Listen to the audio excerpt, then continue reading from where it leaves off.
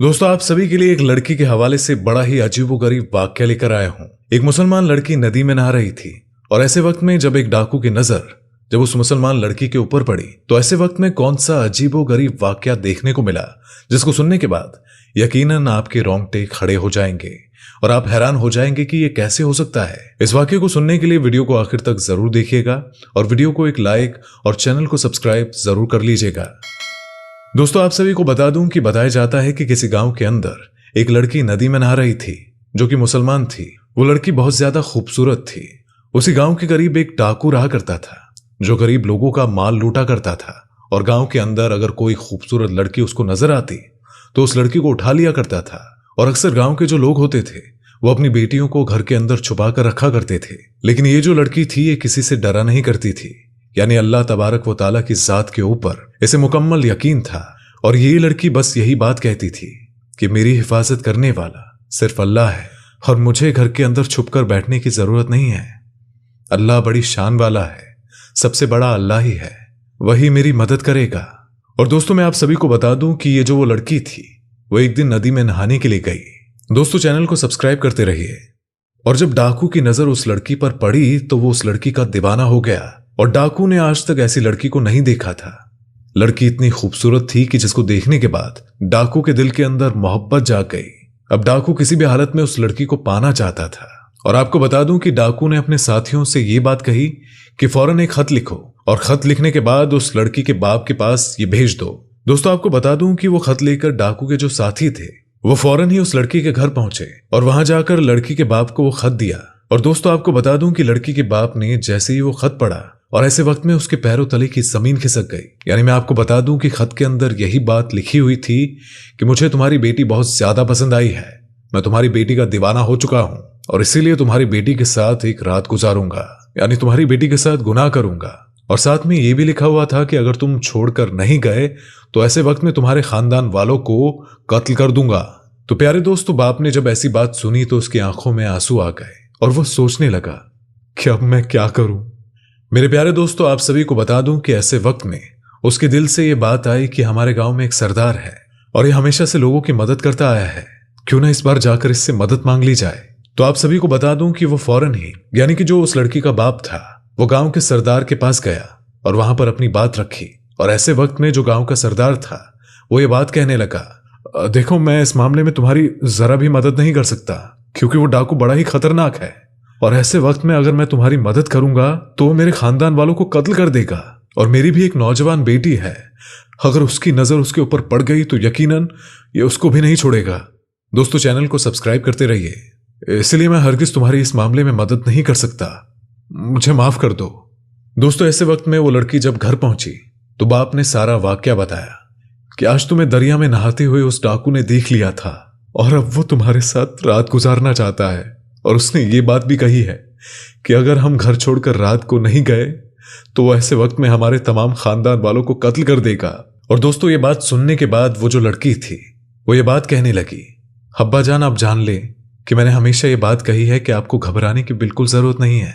अल्लाह मेरी हिफाजत करने वाला है, अब तक उसने मुझे बचा कर रखा है तो आगे भी मुझे बचा कर रखेगा। आप बेफिक्र होकर घर छोड़कर आज रात के लिए चली जाइए, यकीनन जो भी होगा बेहतर होगा और अल्लाह जो करता है अच्छे के लिए ही करता है।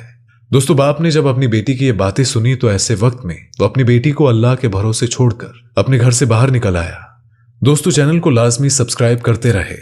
आपको बता दूं कि जब रात का वक्त आया तो ऐसे वक्त में डाकू लड़की के घर पहुंचा और पहुंचने के बाद जब वो लड़की के करीब पहुंचने लगा तो ऐसे वक्त में बराबर वाले घर में एक लड़की कुरान मजीद की तिलावत कर रही थी और उसकी आवाज आने लगी और जिसका तर्जुमा ये था, है कोई मुझसे माफी मांगने वाला, मैं बड़ा करीम हूं, मैं बड़ा रहीम हूं, मैं बड़ा माफ करने वाला हूं।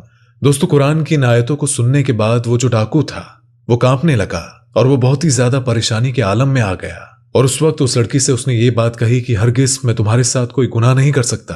और लड़की ये बात कहने लगी कि ऐसी क्या बात हो गई कि आज रात तो तुम गुनाह करने के लिए आए थे, लेकिन तुम किस वजह से रुक गए। तो दोस्तों, ये बात सुनने के बाद डाकू ये बात कहने लगा, मुझे अल्लाह का खौफ सता रहा है, यानी मैं बड़ा गुनहगार हूं, आखिरात में मेरे साथ न जाने क्या होगा। अब अल्लाह तो बड़ा माफ करने वाला है, मैंने अब तक जितने भी गुनाह किए हैं मैं सबसे तौबा करता हूं और आज के बाद कोई गुनाह नहीं करूंगा, किसी का हक नहीं मारूंगा और किसी लड़की को गंदी नजर से नहीं देखूंगा। और दोस्तों ये बात कहता हुआ वो फौरन ही घर से बाहर निकल आया और डाकुओं ने जब उसकी ऐसी हालत देखी तो वह हैरान हो गए और ये बात कहने लगे कि आपको किस चीज का खौफ सता रहा है? आपसे तो दुनिया डरती है और आप किससे डर रहे हैं? तो उस वक्त डाकू कहने लगा, मुझे किसी का खौफ नहीं है सिवाय अल्लाह के, अल्लाह तबारक व ताला के, जो बादशाहों का बादशाह है। मैंने आज सच्चे दिल से तौबा कर ली है क्योंकि मुझे मालूम हो चुका है कि अल्लाह बड़ा माफ करने वाला है, बड़े से बड़े गुनाहों को माफ कर देता है।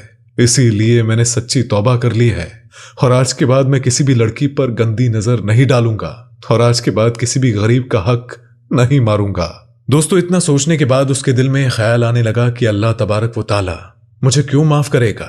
मैंने तो गरीबों का हक लूटा है और तमाम जितने लोगों का हक मैंने लूटा है उन सब का सामान वापस कर देना चाहिए। और ये बात सोचते ही सबसे पहले उसके दिल में एक यहूदी तिजारती का ख्याल आया और सबसे पहले उस यहूदी तिजारती के पास वो पहुंचा।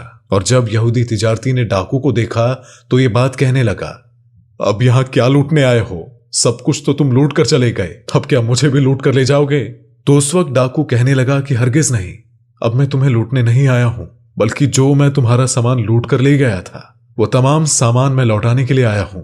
मैंने सच्चे दिल से तौबा कर ली है क्योंकि अल्लाह तबारक व ताला बड़ा करीम है, बड़ा रहीम है, वो सबको माफ करने वाला है और मैंने जो गुनाह किए हैं मैं उसके लिए शर्मिंदा हूं, इसलिए तमाम सामान मैं लौटाने के लिए आया हूं। और दोस्तों ये जो यहूदी था वो फौरन ही ये बात कहने लगा, मैं तुम्हें तभी माफ करूंगा जिस वक्त तुम मेरा सामान लूट कर ले जा रहे थे। तो डाकू कहने लगा, हाँ मुझे बताओ कि वो कौन सी बात है जिससे तुम मुझे माफ कर सकते हो। दोस्तों उसके बाद उस यहूदी ने यह बात कही कि जो सामने टोकरी रखी हुई है उसके अंदर सोने की अशरफिया रखी है, वो अशरफिया लेकर आ जाओ।